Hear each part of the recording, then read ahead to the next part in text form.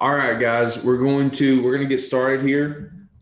So first thing we do is on track, off track. All right. So in the All Squads channel, the Brand Ambassadors All Squad channel, for your weekly activity, your KPIs, right?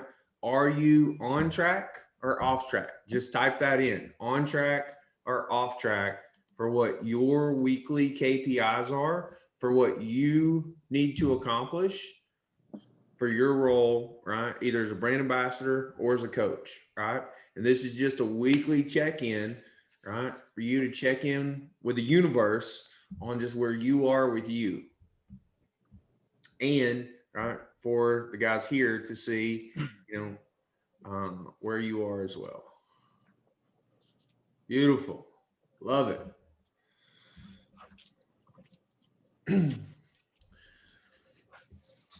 So what this means is we have optics, right? We're aware. We have awareness. That's the first step, is knowing what we need to do and then putting the energy and the effort in to that activity.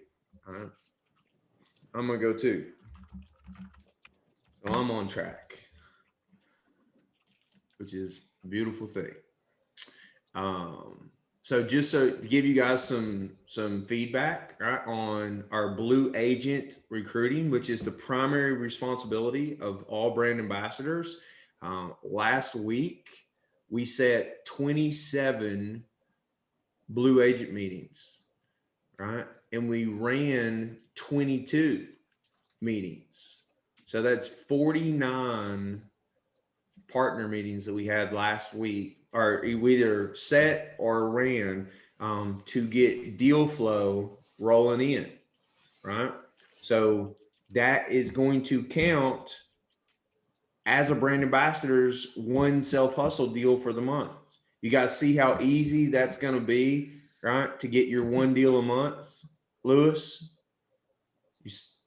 you're muted, brother. Absolutely.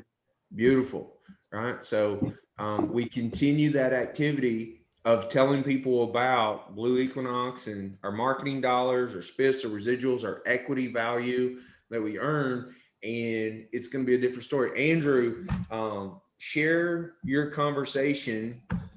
Who did you talk to yesterday, and what did you say to them, and what was their response?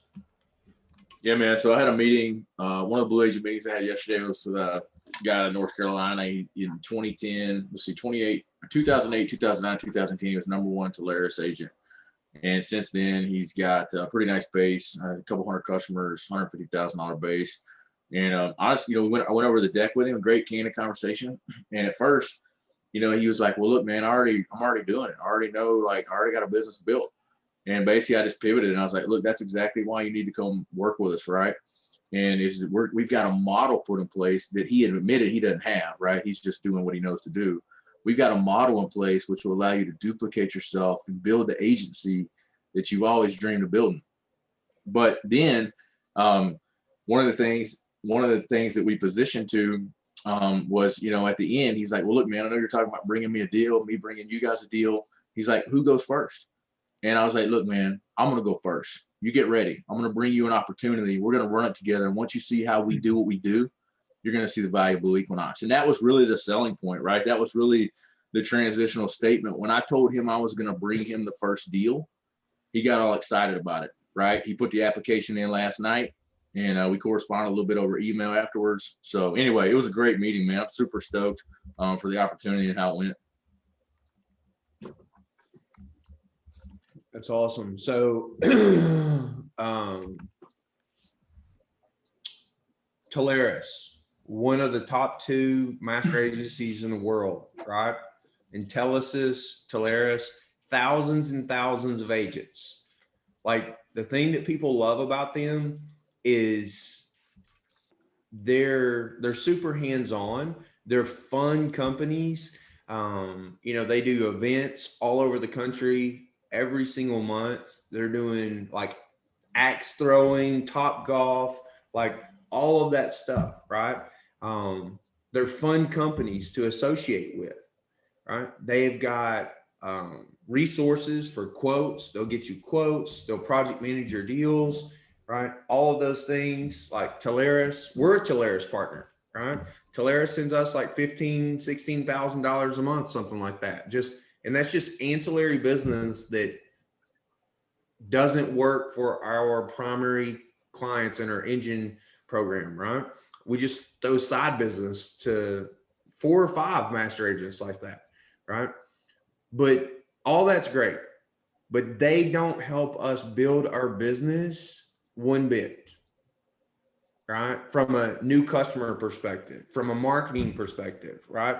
There's no marketing dollars. There's no preset appointments, right? There's definitely no equity play. So the thing that we have for these blue agents that no one else on the planet has is the fact that we have marketing dollars on every appointment that we run that we're going to earn. And if you bring us a deal, we're willing to share those with you, right? That in itself is a difference maker, right? That in itself is market disruption. But in addition to that, we earn equity value 3-4 times as valuable as what you do with where you're putting your business today. I cannot reiterate that enough. Like that's the thing that Matt shows all these guys in his presentation is look at your equity value. Like this is your 5, 10, 15, 20 years out benefit, right? And people don't think about it because it's not right now. So the 2 things that you reiterate every single time is marketing dollars and future equity value, right? I mean, it's like, here, I'll give you the analogy. What's a good return on the stock market? Like somebody thought a number that has stocks, right? Or 7. 10%, 10%, right? Yeah. Okay, so you put your money in the stock market to get a 10% return. When do you plan on selling that stock and benefiting from the annual 10% return that you're earning? 30 years from now. 30 years How from old now. you are? 30 years from now. In some of our cases, it's not quite 30 years there, Sean. But you plan on selling your stock, right?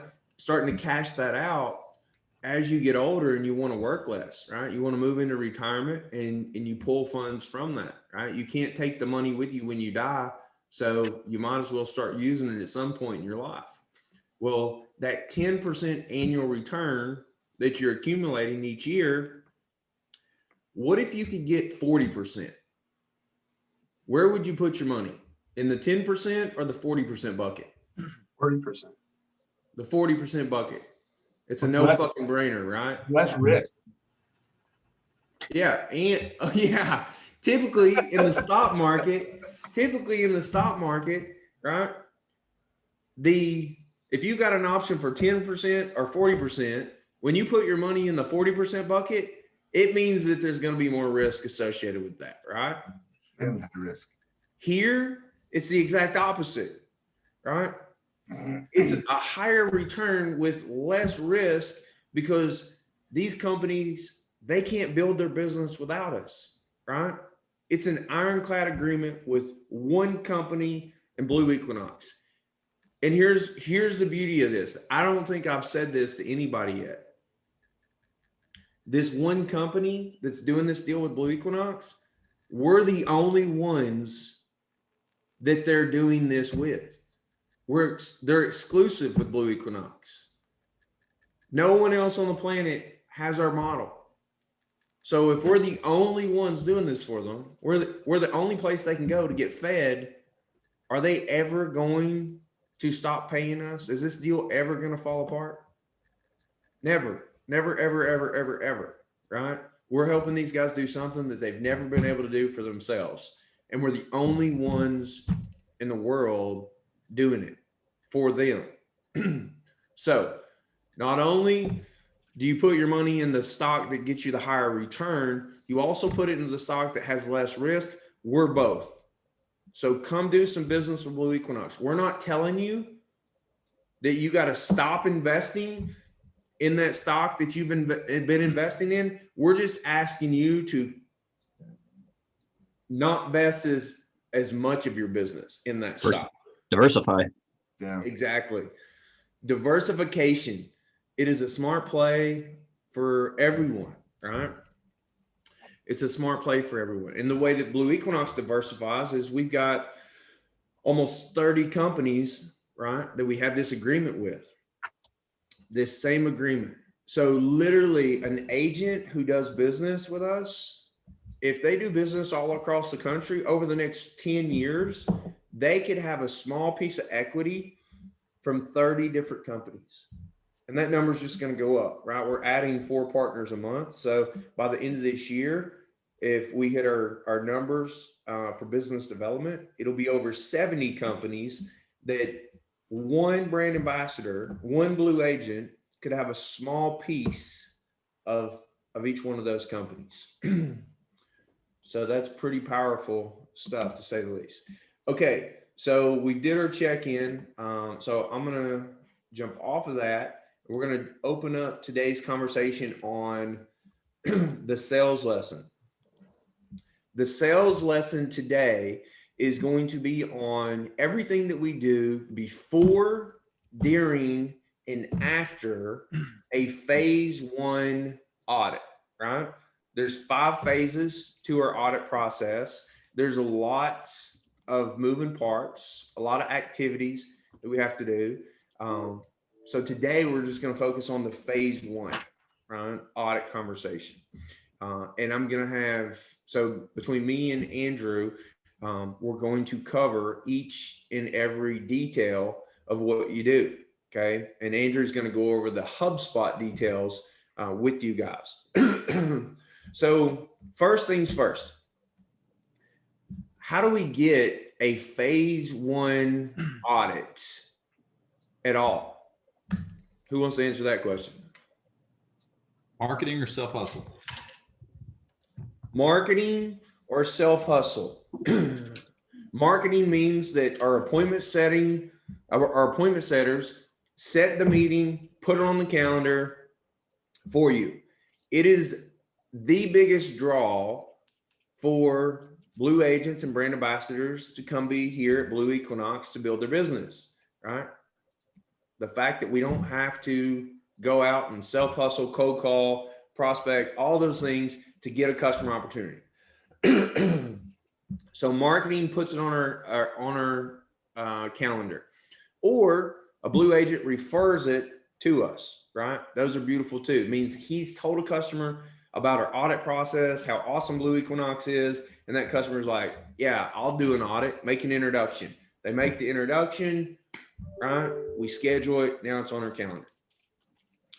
Once that meeting hits your calendar, once the meeting hits your calendar, that is when the clock starts. That is when the game begins.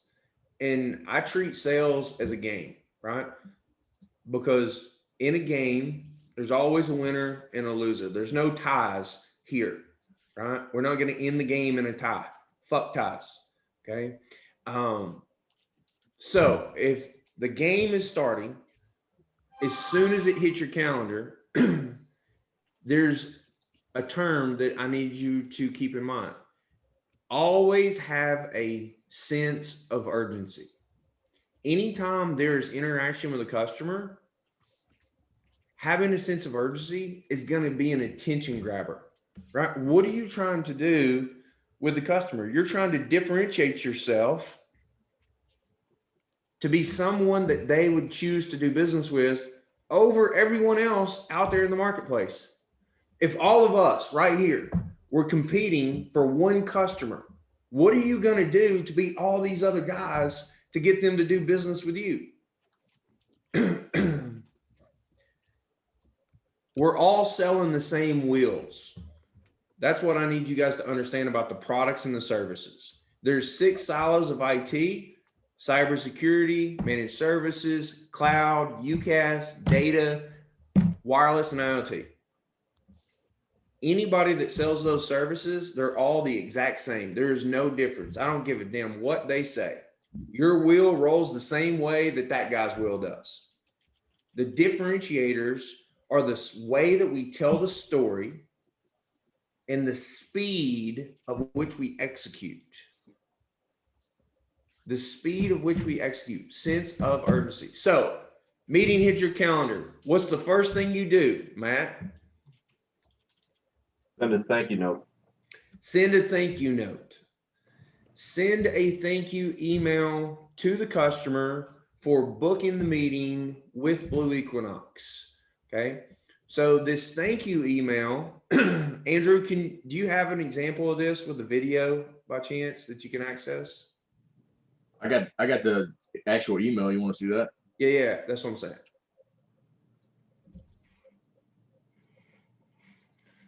Yeah. Let me stop sharing so you can share that real quick.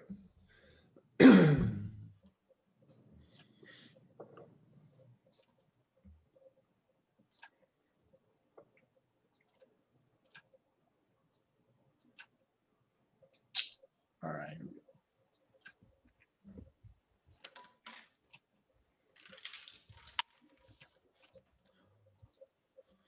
You guys see that? Yeah.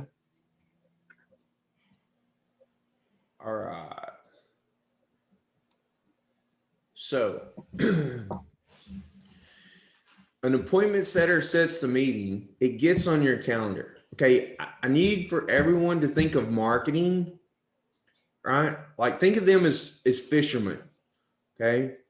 When you go fishing and you get a fish on the line, it's on the line, but it's still out in the middle of the ocean.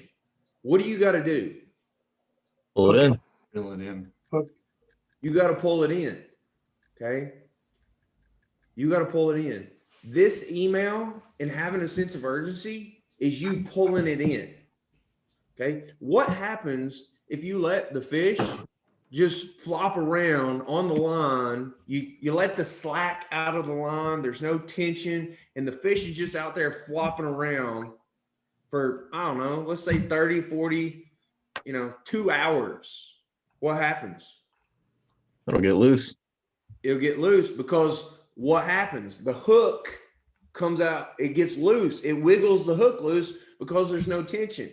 The sense of urgency and the content inside of this email is you reeling the fish in. It's you starting to build credibility with the customer, starting to differentiate yourself from everyone else out there in the marketplace.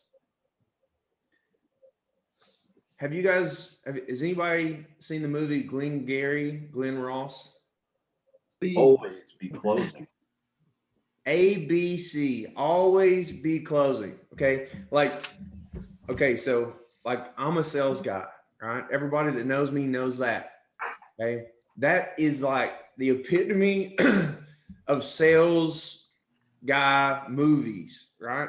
But truth be told, if you've never seen it, the movie fucking sucks.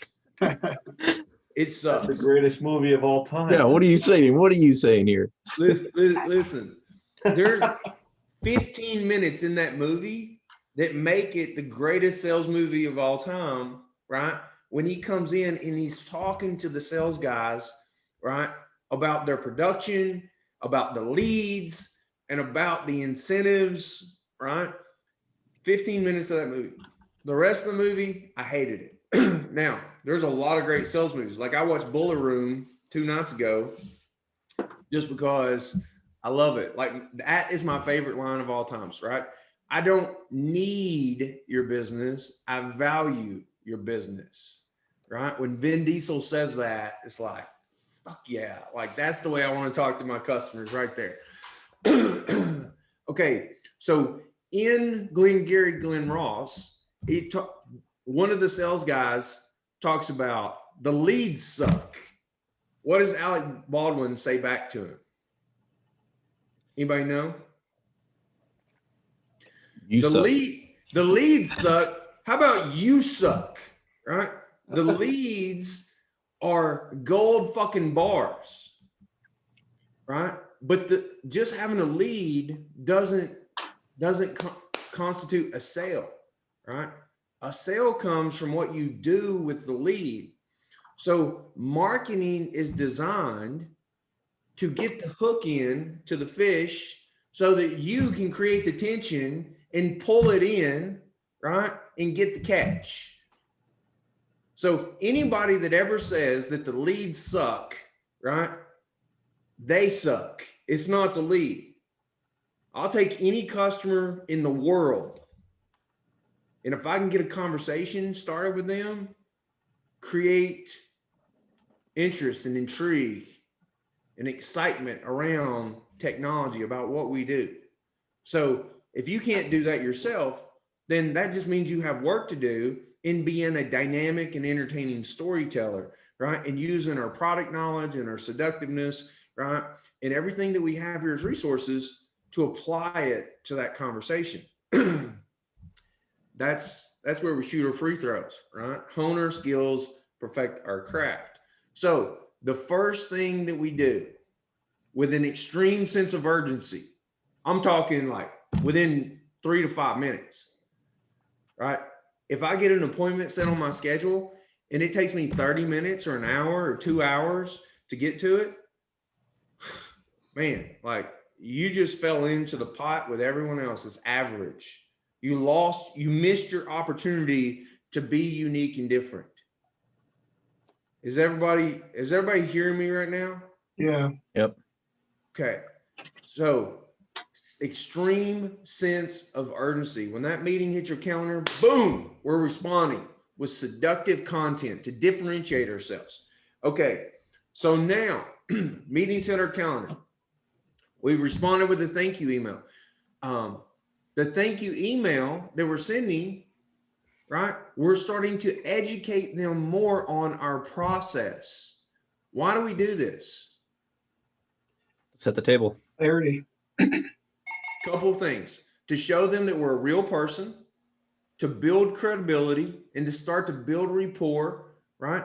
But most important of all, we want to create justification of why they should give us 60 minutes of their time, right? We had a sales training last week, right? The first thing we have to do is be relevant. Be relevant. If we're not relevant, they're going to blow this meeting off, right? The second thing we have to do is get them to like us, right? We talked about a boatload of things that we can do to get people to like us. But this email starts to build relevancy in our audit process, in the phase 1 conversation. This is how we lower the no-show ratios so that marketing doesn't have to go back and reset the appointment. So hopefully from this conversation, everyone knows to never use, right, poor lead or bad customer ever as an excuse. That's never the case. Okay. After this email is sent, and last thing here, we've started embedding a video introduction, right, into this email. So when you graduate boot camp and you have a HubSpot license and you're sending these emails yourself, right, versus the coach, well, you'll literally record a less than 2-minute video and embed that, right, into the actual email. So they can just hit play and they hear you basically build even more confidence in why they should meet with you, because you're a virtual CIO level consultant. This audit would typically cost around $5,000 in value, but because of the way the Blue Equinox negotiated our contracts, they get it for free, so on and so forth, right? That video script is laid out. So anybody wants that, needs that, wants to do that now, just get with your coach and they'll get you the video. Every one of them have a video example that they've recorded, right? That they use themselves in the phase 1 thank you email. Okay. Hey, Scott, Yes. can you send that email script out to everybody? Yeah. Andrew, can you drop that into the All Squads channel? Yeah, for sure. Great, thank you. Okay. So the meeting is scheduled. When is marketing set in the meetings for typically? If we called today, when are they going to set that meeting with the customer for typically? Within 2 weeks, When? within 2 weeks. Within 2 weeks. That's exactly right. If it's past 2 weeks, that customer, right? When we talk to them, we impulse them, right? And at the height of impulse, we get them to say yes to a meeting. Well, when we hang up the phone with them, that impulse level starts to drop. And as it drops, right, you send the email to them and it pushes that impulse level back up. And then it starts to drop again, right? The more time goes by, depending on how severe their IT problems are, is going to dictate their level of interest in showing up to this meeting, unless we educate them on something they didn't know, which in this introductory email, we want to share with them information on solving their biggest problems, right? Like cybersecurity, proactive, reactive readiness. We also make them aware of our webinar, right? That's when you get introduced, when these guys are sending out emails to these customers. So all of that is going into, all that thought process is going into that initial email. After it's sent and that time is going by, right? You've got an option.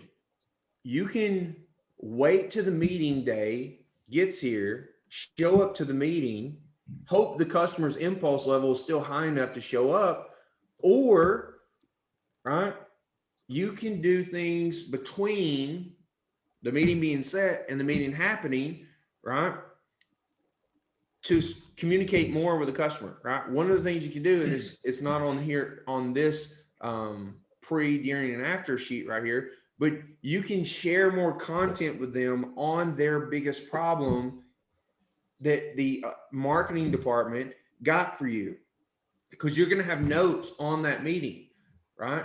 And if somebody's biggest problem is cybersecurity, right, you can share some content with them on solving biggest problems, what we see between the meetings. So they get a case study, a white paper, something on cybersecurity, the initial email, and then 3 or 4 days before the meeting, hey, Jim, right, I just want to share this article with you, right? I don't want to overload you with information before we talk, but this is a really good article on how to solve your problem of proactive readiness for cybersecurity. We're going to talk about this during our phase 1 audit, right?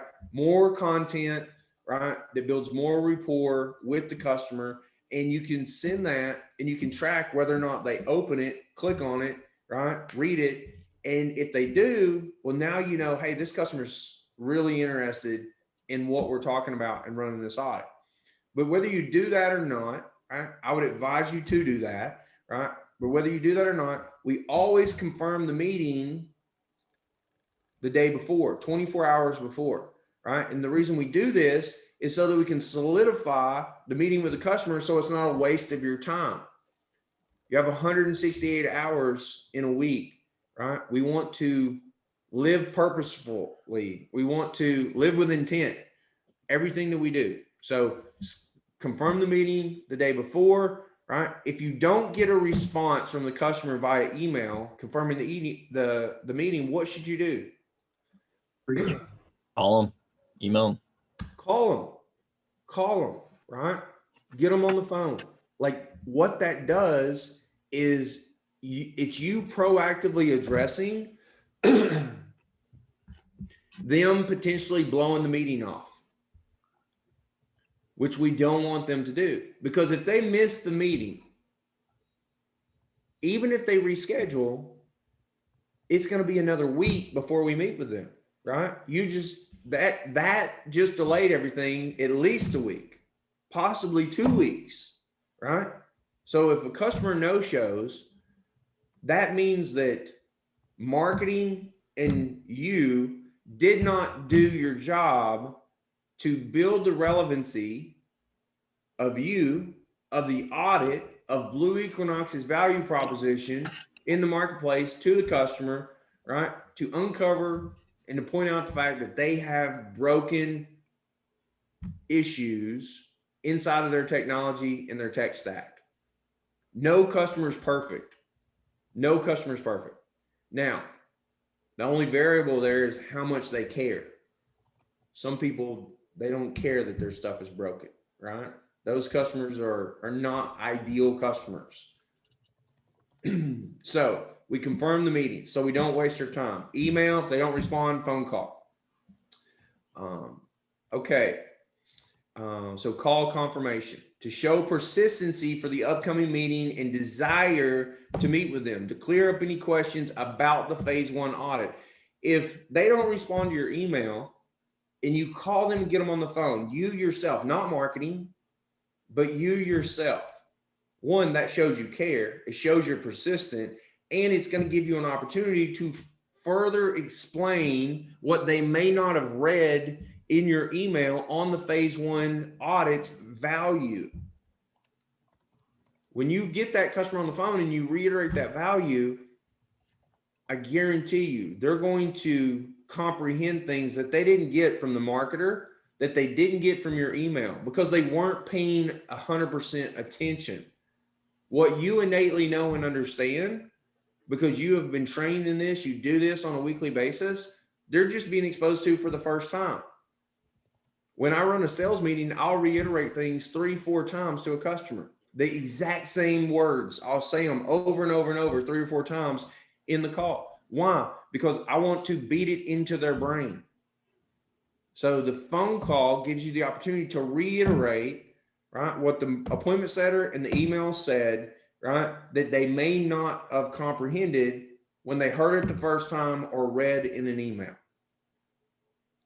Okay, so there's the pre-audit items that you do. Andrew, can you share HubSpot and can you go over the checklist inside of HubSpot that coaches and graduated brand ambassadors are responsible for doing? Just to give to show a quick example of that, so everybody here has that infused in their brain. Yeah, absolutely. So can you guys see my screen? Yep. All right. So when you get a deal and it starts off in HubSpot, it's going to start off in the left-hand corner. You'll see it's in phase 1, exploration scheduled. So it's automatically going to populate you the tasks that you need to do throughout the process of the audit. So every time you move the deal, it'll give you a new set of tasks based on where it's at within the audit. So right here, you're going to always start at the bottom, right? So when you get into the deal, you're going to scroll all the way to the bottom. The last one at the bottom is going to be your first task. So right here, send personal thank you email. Well, we just talked about that. The next thing you're going to do is you're going to make sure you've got the latest Q&A deck that's up to date.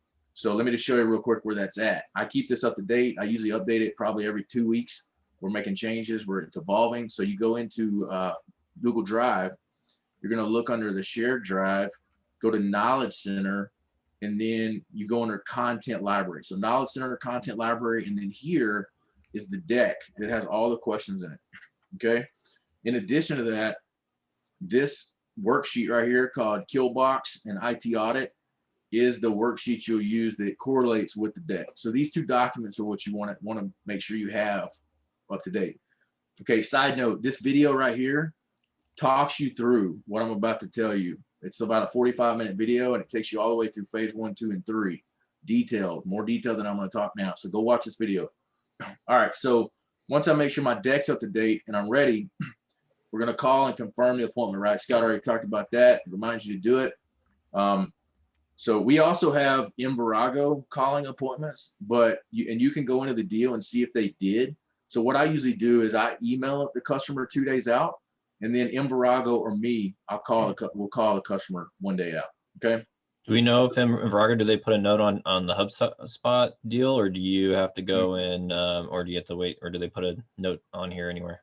Yeah, it'll be in here. It'll say, see right here, it says assigned to JC Wallace. She's an appointment setter in Envirago.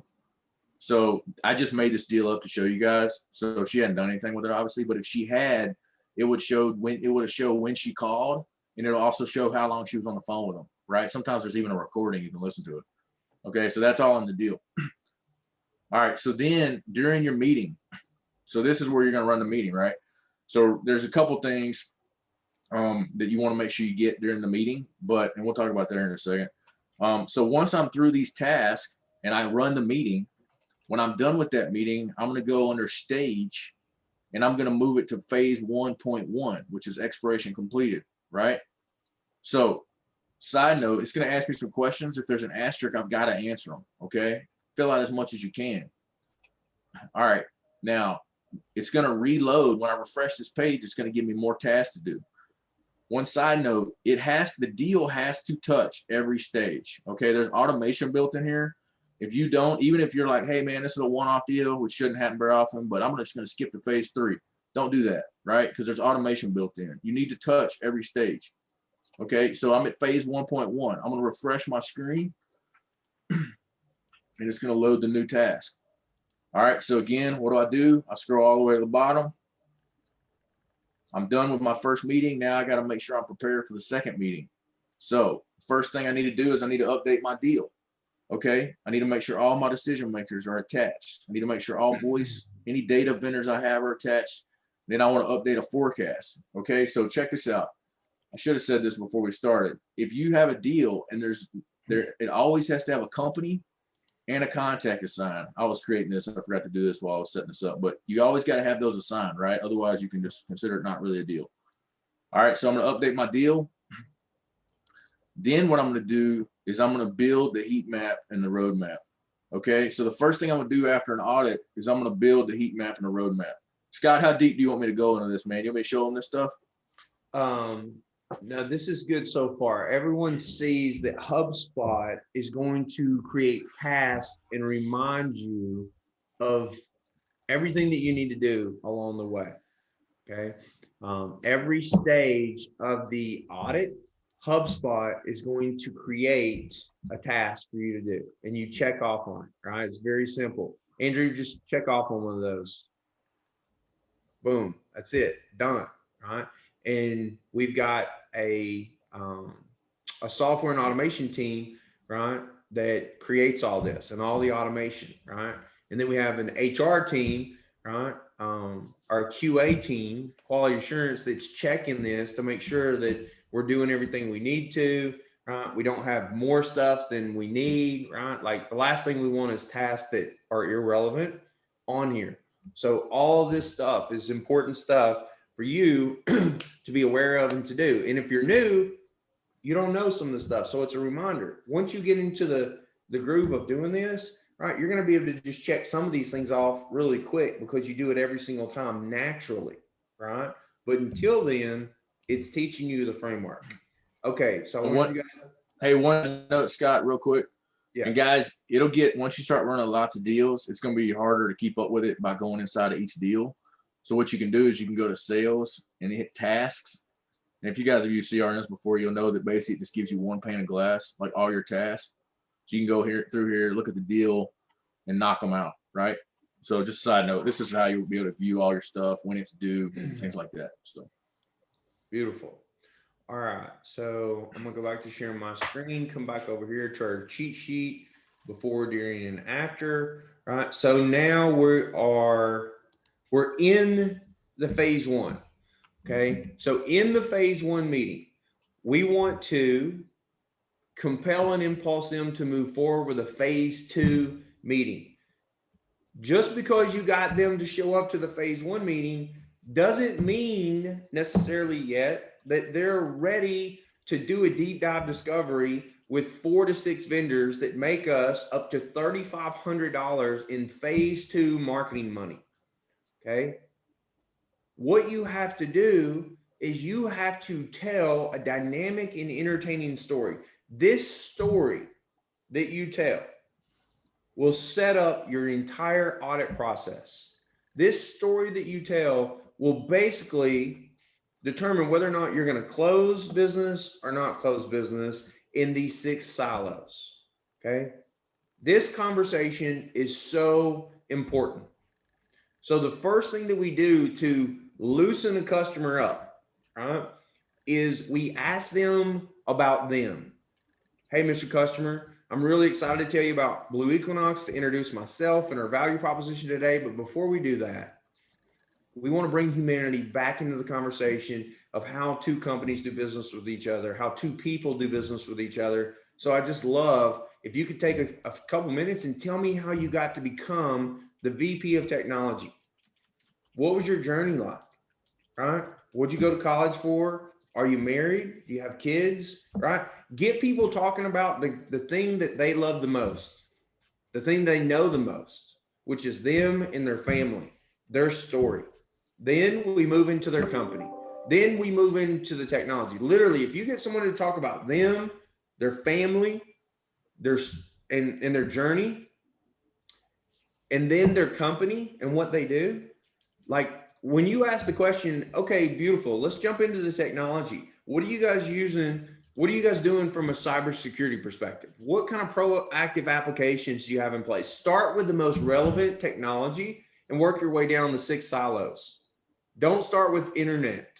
No one gives a shit about internet. No one gives a shit about phone service. Start with cybersecurity, move to managed services. You have to be very careful on the managed services conversation.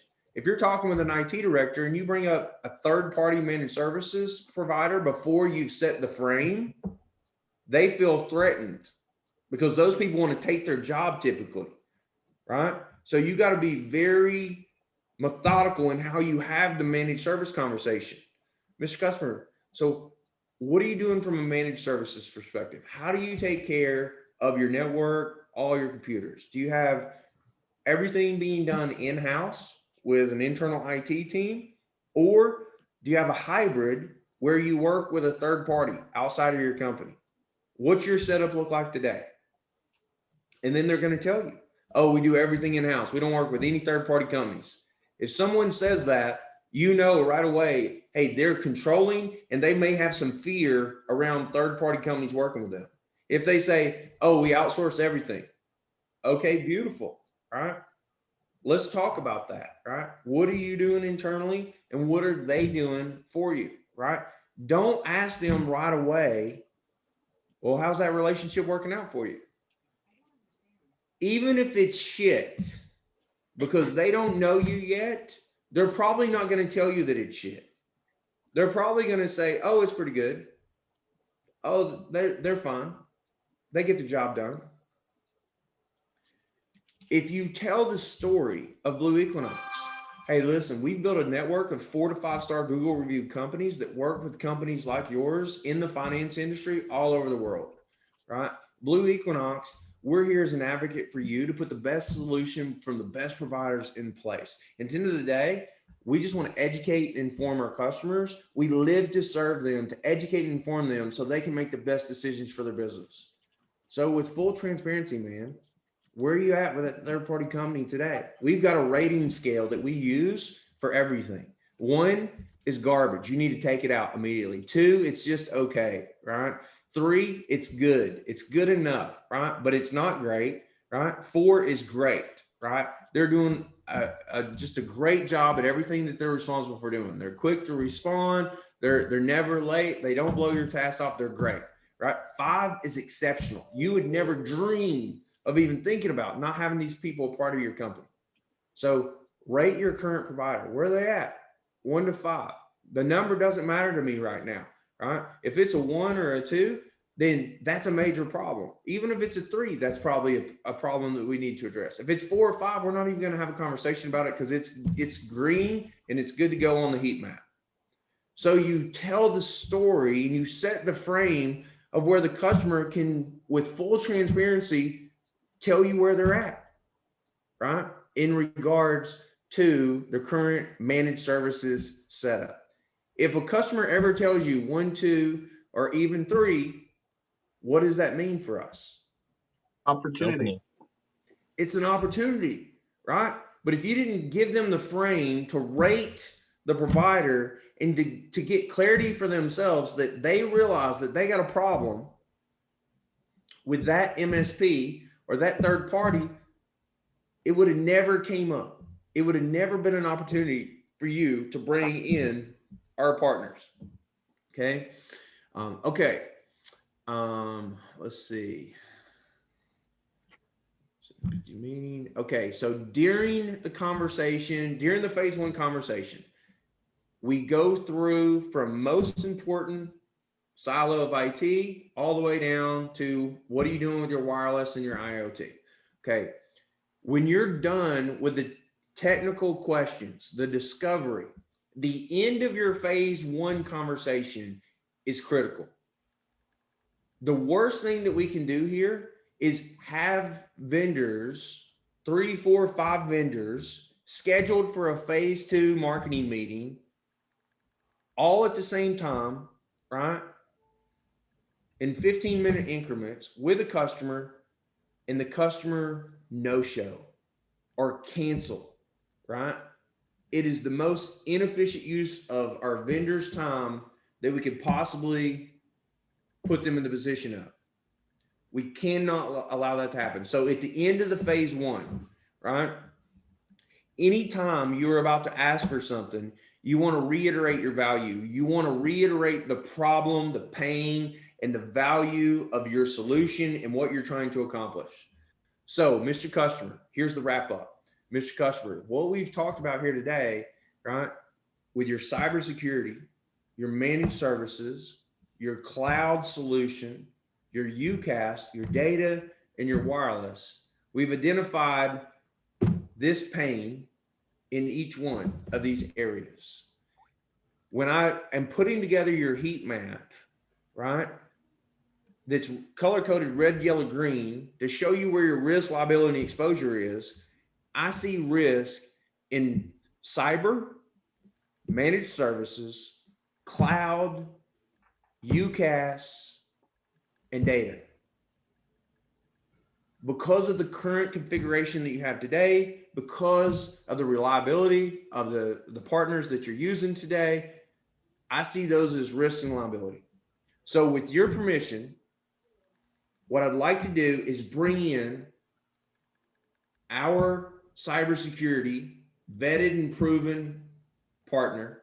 I'd like to bring in a local MSP that's a 4 to 5 star Google reviewed company that we've handpicked and vetted, that has a 4-hour service level, a guarantee for every customer to respond to critical issues. Their typical response time is 15 minutes or less to any issue, solving those within 24 hours or less. To bring in our cloud experts to analyze your current configuration, to build better options, good, better, best. To bring in our data networking architects to look at your antiquated MPLS network and to propose an SD-WAN solution that is going to help you utilize and capitalize on advanced technologies that have been created to drive more efficiency and cost savings. I'd like to bring these 4 or 5 vendors into the next meeting that we schedule. They're going to come in 15-minute increments. They're going to get a recap from me of this conversation. They're going to get your heat map so they can see where your biggest pain and problem is, so that when they come into this collision, this conversation with you, it's a very efficient use of their time and your time to answer specific questions that advance, right? Me building this solution for you that's going to get you what you want, which is better technology, a higher ROI for your company, and a drastically improved customer experience. If we can do those 3 things in each area of IT that we're talking about here, then that may give us a basis for doing business either now or at some point in the future. So do I have your permission to bring each one of these technology experts into this next meeting to have a short 15-minute conversation with you? I can promise you it's going to be the most efficient use of your time that you could ever imagine to get these problems addressed and to eventually get the solutions that will solve them permanently. What do you think the customer's going to say when you position it and frame it like that? Should say that. Oh yeah. They're going to say, yeah, that sounds good. Thank you for setting this up, right? Matt, what did your hard-nosed, right, New Jersey lawyer say to you after you ran the phase 2 meeting with him last week?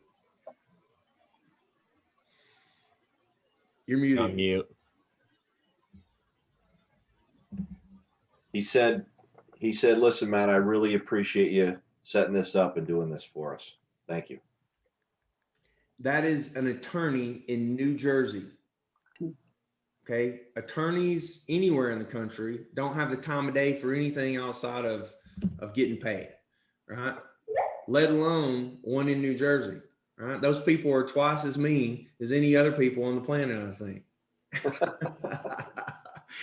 Oh, so people are going to see the efficiency after the meeting. What you have to do is paint the picture before, okay? Before. So once you do that, right, you get the confirmation, you hang up the phone. Immediately after concluding the phase one meeting, what do you think you do? Post phase one. Send an email. And then thank you email. Thank you email. We are sincere. We show gratitude every step of the way. Don't ever take anything for granted, right? You be humble from start to finish with the customer. Thank you, thank you, thank you. Sincerity, sincerity, sincerity. So that thank you email is just continuing to build rapport with the customer.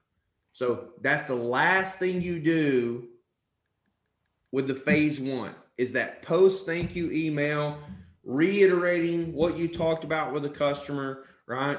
So that they see extreme value in you. Andrew, can you drop an example of the post phase one thank you email into the All Squads channel? Yeah, sure can. Okay, beautiful. Okay. Any questions on pre, during, or post phase one? Can I throw something in there that I think really helps? Because when we do a good job, we're going to have 3 to 4 vendors, sometimes 5 vendors, attend a phase 2 meeting. And making sure that you get all those guys available is really important. And the only way to do that is to give them enough time. So for me, I always schedule a half an hour after, if I can, after a phase 1 to, create my heat map, make sure I've got the customer fact sheet ready, and get an email out to these guys on their calendar so they can't say, oh, I was already booked, right?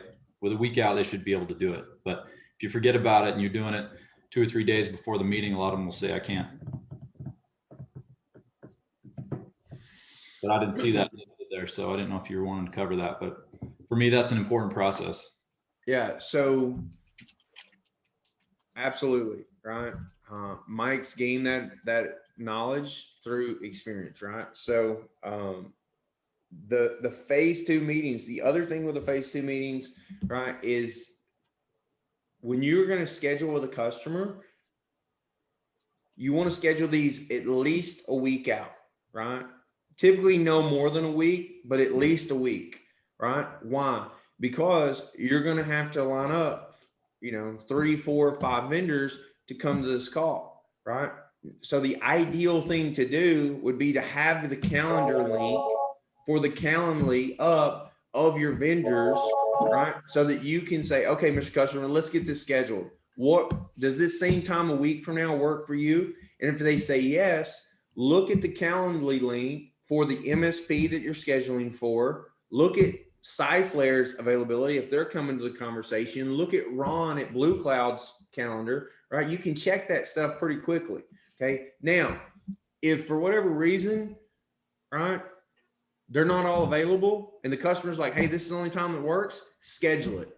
They'll figure it out. Our vendors will get an engineer there to have that conversation typically, right? If they don't, then we'll schedule a phase 2.1, which is a side meeting with that specific vendor if they weren't able to make the meeting. Okay. So at the end of the day, we do what works best for the customer and making sure our most important vendors can be there, which is our MSP. Everyone else, they'll conform or we'll set up another meeting on the side, right? Typically, it's not a problem, okay? But as we get more and more audits, more brand ambassadors, right, it could become an issue if someone's ever not available and you've locked it in with a customer already. Don't worry about it. We'll schedule a 2.1 for that one vendor, 30-minute on the calendar with the customer, and that's it. The other thing you can do is, okay, Mr. Customer, give me a couple of days and times at work and let me logistically go pick the day that works the best, right, for 4 vendors to come to this meeting. And then you can ping the partners, hey, what time, these are the times the customer has, what works, right, for you. And then you can put those 3 or 4 vendors together, say, okay, it works, 9 o'clock works for all 4, beautiful, let's do it for 9 o'clock, okay? But I don't want you to get too wrapped up in that, right? At the end of the day, get the customer confirmed what works for them and everyone else will conform or we'll set it up. Okay. So that is the phase one, before, during, and after. Okay. I had a long fuel here on the power of momentum that I was going to go over with you guys. What I'm going to do, and I'm going to do this fuel again, but I'm going to show you guys something here real quick. I want you to watch this video.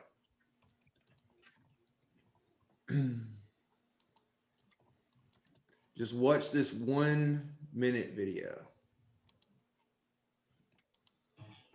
Everybody knows about playing with dominoes, but what you may not know is that a domino can knock over another domino, which is about 1.5 times larger.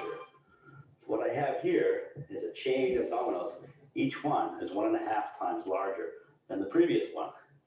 And the smallest domino is about 5 millimeters high and 1 millimeter thick. And I will carefully place it.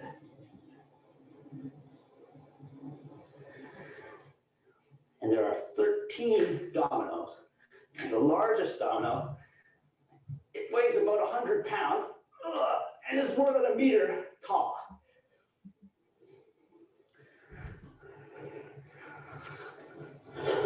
Ready?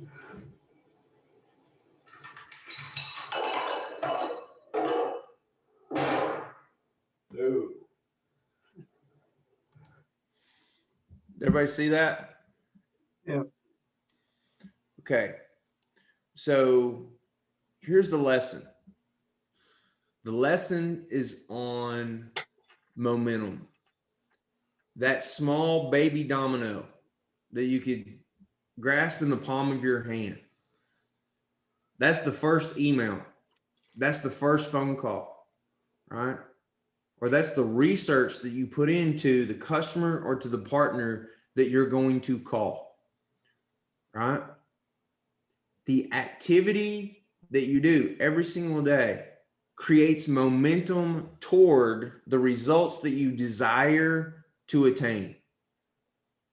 And it's the consistency every single day of contributing more positive momentum to what you're trying to accomplish that's going to get you those ultimate results that you want, which is that large domino that you want to knock over, which when you put that into your world, what is that? It's $1 million a year income as a brand ambassador, right? If you're setting an appointment, if you're an appointment setter, right, it's to make $15,000 a month, right? Setting appointments from the comfort of your home or anywhere in the world that you may choose to be residing at that point in time, right? It's whatever your end game is. The momentum has to be created. You just don't go from a small domino in your hand to knocking down, right, that 100-pound domino or the Empire State Building. If you watch this video, which I'm going to drop into the Wednesday channel, right, for you to listen to this entire 2-minute and 33-second video on momentum, right, you'll learn that momentum could knock over the Empire State Building if we lined up enough objects to knock it over. It's no different in our careers and what we want to attain professionally. But if you break the momentum, if you don't put the activity in, calls, emails, LinkedIn, content consumption, right, building your referral networks, then you will never knock over that large domino as fast as you could. That is the power of momentum, gentlemen. So what I want you to do is to look in your life across all core 4 elements: body, being, balance, and business. All right. Take a look inside of your world. And where were you telling yourself what you're doing isn't having an effect? The actions and behaviors are worthless. It's a waste of time, and you should stop doing it. Then once you've identified this, reflect and contemplate what is the thing that you need to keep doing, standing outside of your own self, looking at your life with an unbiased evaluation, determine what that primary behavior needs to be with each element of core 4 so that the first domino starts to fall. Create the momentum for all the rest so that you get what you want in your life. So that's an abbreviated version of the power of momentum. But I hope the analogy, I hope that resonates with you, right? When you don't feel like doing the work, when you don't feel like making the calls or the emails or having the conversations, or maybe you just got your teeth kicked in, right? By a pissed off customer or a bad partner, right? Don't let it deter you from what you're trying to accomplish, because in the big grand scheme of things, that conversation, that day, that week, that month is irrelevant. You won't even remember it when you look back 10 years from now. But what you will remember is the fact that you accomplished what it is that you sought out to accomplish, because you didn't quit. You stayed persistent, right? And you had the lesson of momentum in the back of your mind, and that kept you moving forward every single day. Okay, we're 6 minutes over, so I'm going to conclude on that note. I hope this sales lesson, this fuel, right, were beneficial, right, to you guys and what you're trying to accomplish every single day. If you guys need anything, get with your coach, get with me. Other than that, have a beautiful closeout last week of the first month of the year. We are making beautiful progress in everything that we're doing. I'm so excited. So thank you all for your partnership, and I hope you guys have a beautiful rest of your week. See you Thanks, guys. Scott. Thank you. Hey, Scott.